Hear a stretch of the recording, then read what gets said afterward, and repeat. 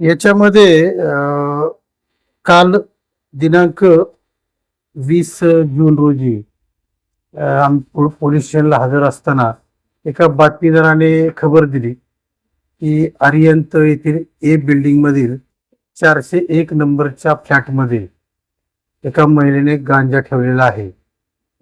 अशी बातमी मिळाल्यानंतर आम्ही बातमीची कल्पना वरिष्ठांना दिली. NDPS कायद्यामधील तरतुदींचा सर्व पालन करून या ठिकाणी आम्ही पंचांसह आमच्या पोलिसांकडील क्राईम PI अडूरकर आणि तपास पथकाची API गायकर आणि टीम पंचांसह आणि सर्व तरतुदी पूर्ण करून त्या ठिकाणी रवाना केली.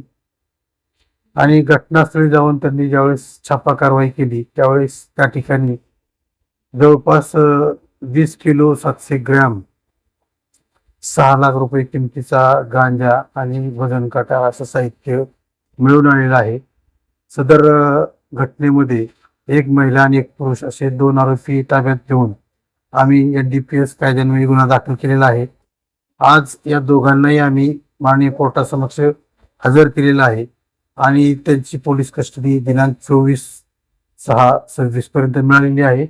दोन्ही आरोपींकडे आता तपास सुरू आहे.